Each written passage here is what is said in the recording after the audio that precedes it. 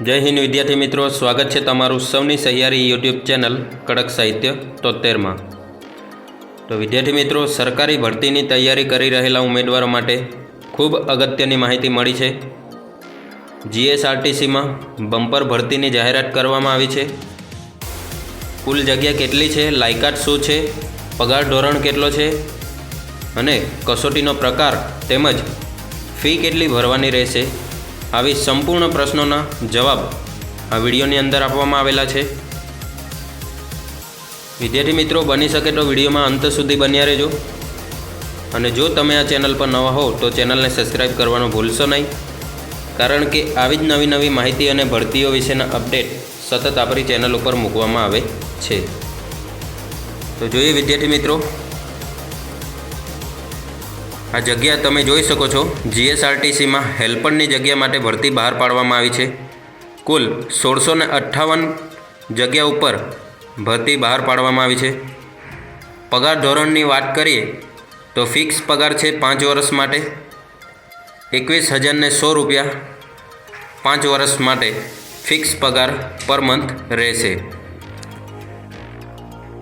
અરજી કરવાના સમય વિશે વાત કરીએ તો 6/12/2024 થી 5/1/2025 રાતના 12 વાગ્યા સુધી ફોર્મ ભરાશે। સંયુક્ત પરીક્ષા ફી અંગેની પ્રોસેસ ફી સ્વીકારવાનો સમયગાળો 6/12/2024 થી 7/1/2025 સુધી ઓનલાઈન ફી ભરી શકશો।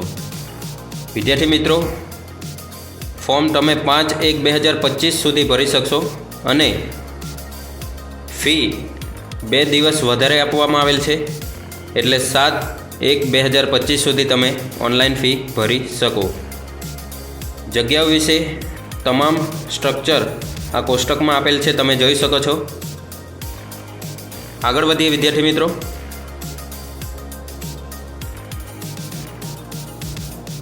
લઘુત્તમ શૈક્ષણિક લાયકાત તરીકે આઈટીઆઈના 55% વેઇટેજ તથા અગ્રતા માટે વધારાની શૈક્ષણિક લાયકાત તરીકે એપ્રેન્ટિસના 15% વેઇટેજ, એમ કુલ 70% વેઇટેજમાંથી મેળવેલ મહત્તમ વેઇટેજના આધારે જાહેરાતમાં દર્શાવવામાં આવેલ અનામત અને બિન અનામત જગ્યાઓ ધ્યાનમાં લઈ 100 ગુણની OMR લેખિત પદ્ધતિથી પરીક્ષા 1:15ના રેશિયો મુજબ ઉમેદવારોને બોલાવવામાં આવશે। 1:15 મુજબ ઉમેદવારોને બોલાવવામાં આવે છે ત્યારે છેલ્લા કટ ઓફ મુજબનું સરખું વેઇટેજ ધરાવતા તમામ ઉમેદવારોને 100 ગુણની OMR લેખિત પરીક્ષા માટે બોલાવવામાં આવશે। એટલે તમે અહીં જોઈ શકો છો કે આઈટીઆઈ અને એપ્રેન્ટિસના મહત્તમ વેઇટેજના આધારે તમે આ ફોર્મ ફ્લિપ કરીને ભરતી પ્રક્રિયામાં ભાગ લઈ શકો છો। આ વેઇટેજ બાદ 100 ગુણની OMR લેખિત પદ્ધતિથી પરીક્ષા લેવામાં આવશે। આગળ વધીએ વિદ્યાર્થી મિત્રો, વય મર્યાદા વિશે વાત કરીએ તો 18 થી 35 વર્ષના જે કોઈ ઉમેદવારો છે એ તમામ ફોર્મ ભરી શકશે।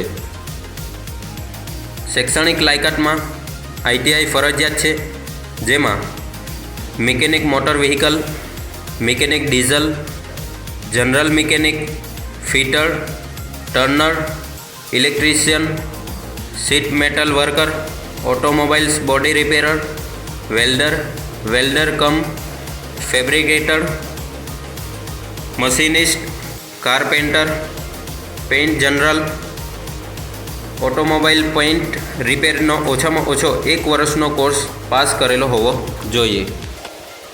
આ સિવાય વધારાની શૈક્ષણિક લાયકાત તરીકે લિમિટેડ કે કોઈપણ પ્રાઇવેટ લિમિટેડની કંપનીમાં એપ્રેન્ટિસ પૂર્ણ કરેલું ફરજિયાત હોવું જોઈએ અને તે અંગેનું NCVT અને GCVT આ બેમાંથી કોઈપણ પ્રમાણપત્ર જોઈશે। આગળ વધીએ વિદ્યાર્થી મિત્રો, હવે વાત કરીએ પરીક્ષાના માળખા વિશે। તો પરીક્ષાનું માળખું આ મુજબ છે: સામાન્ય જ્ઞાન, ગુજરાતનો ઇતિહાસ, ભૂગોળ, ગુજરાતના વર્તમાન બનાવો, ધોરણ 10ની કક્ષાનું 30 ગુણનું રહેશે। ત્યારબાદ આવશે ગુજરાતી વ્યાકરણ, ધોરણ 10ની કક્ષાનું 5 ગુણ અંગ્રેજી વ્યાકરણ ધોરણ 10ની કક્ષાનું 5 ગુણ લાયકાતના વિષય વસ્તુને લગતા પ્રશ્નો, એટલે કે વિદ્યાર્થી મિત્રો તમે આઈટીઆઈ કરી હશે, જે પણ ફિલ્ડમાં તમે આઈટીઆઈ કરી હોય એને રિલેટેડ 50 ગુણના પ્રશ્નો પૂછવામાં આવશે. ત્યારબાદ કોમ્પ્યુટરના ઉપયોગની પાયાની જાણકારીના 10 ગુણના પ્રશ્નો તમને પૂછવામાં આવશે. આમ ટોટલ 100 ગુણના પ્રશ્નો તમને પૂછવામાં આવશે. આગળ વધીએ વિદ્યાર્થી મિત્રો, તો પરીક્ષાના નિયમો જોઈ લઈએ કે જાહેરાતમાં જણાવ્યા મુજબ સિલેબસ પ્રમાણે 100 ગુણની OMR પદ્ધતિથી સ્પર્ધાત્મક લેખિત કસોટી લેવામાં આવશે અને તેનો સમય 2 કલાકનો રહેશે. આ કસોટીમાં પાસ થવા માટે લઘુત્તમ 40 ગુણ મેળવવાના રહેશે. 40 ગુણથી ઓછા મેળવેલ ગુણ ઉમેદવારને નાપાસ ગણવામાં આવશે. ત્યારબાદ ગુજરાત માધ્યમિક શિક્ષણ બોર્ડમાં ધોરણ 10ની કક્ષાના સામાન્ય જ્ઞાન અને લઘુત્તમ શૈક્ષણિક લાયકાતના વિષયોને અનુરૂપ પ્રશ્નોવાળું પ્રશ્નપત્ર OMR પદ્ધતિથી લેવાશે. પરીક્ષાનો માધ્યમ અંગ્રેજી વ્યાકરણ ધોરણ 10ની કક્ષાનું સિવાય ગુજરાતીમાં રહેશે.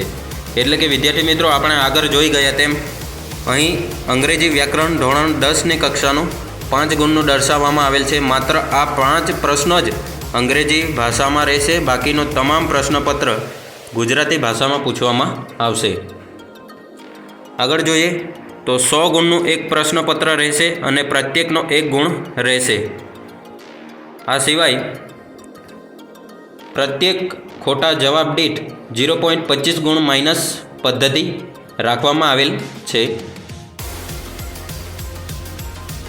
આ સિવાય છેકછાકવાળા કે એકથી વધુ વિકલ્પ પસંદ કરવામાં આવેલ હોય અને જવાબ છોડી દીધેલ હોય તો પણ 0.25 ગુણ માઇનસ કરવામાં આવશે. આગળ જોઈએ પગાર ધોરણની વાત કરીએ તો 21,100 રૂપિયા ફિક્સ પગાર છે. 5 વર્ષ માટે ફિક્સ પગાર રાખવામાં આવેલ છે. હેલ્પરની જગ્યા માટે આ વેકેન્સી બહાર પાડવામાં આવી છે.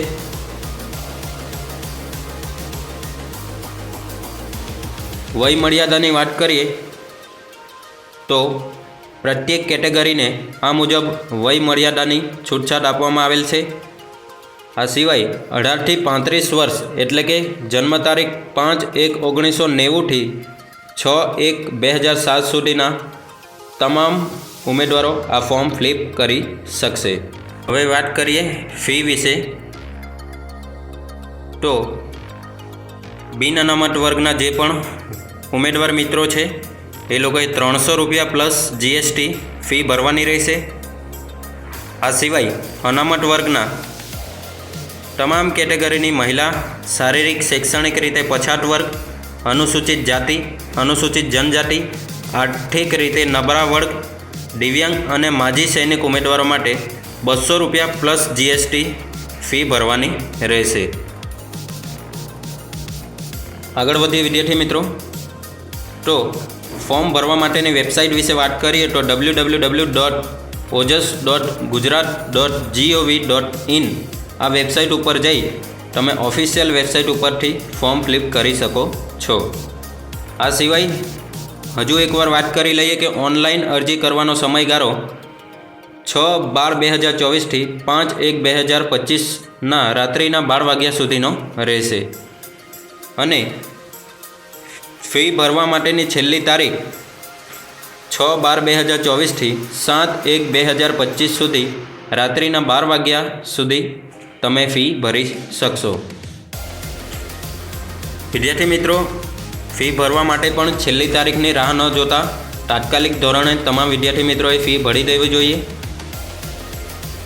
જેથી કરીને સર્વર ઇસ્યુના કારણે તમારું ફોર્મ ફિલ કરવાનું અને કન્ફર્મ કરવાનું રહી ન જાય. તો આશા રાખું છું વિદ્યાર્થી મિત્રો કે આ વિડીયો તમને ગમ્યો હોય. જો વિડીયો તમને ગમ્યો હોય તો વિડીયોને લાઇક, શેર અને ચેનલને સબસ્ક્રાઈબ કરવાનું ભૂલશો નહીં, કારણ કે આવી જ નવી માહિતી અને ભરતીઓ વિશેના અપડેટ સતત આપણી ચેનલ ઉપર મૂકવામાં આવે છે. તો ફરી મળીશું એક નવા વિડીયો સાથે. ત્યાં સુધી જોડાયેલા રહો આપણી સૌની સહિયાળી યુટ્યુબ ચેનલ કડક સાહિત્ય 73 ઉપર. અને હા, જો તમને કોઈ પ્રશ્ન હોય તો તમારે કોમેન્ટ બોક્સમાં જણાવવાનું રહેશે. આપણે એનું ચોક્કસ રિપ્લાય આપીશું. Thank you.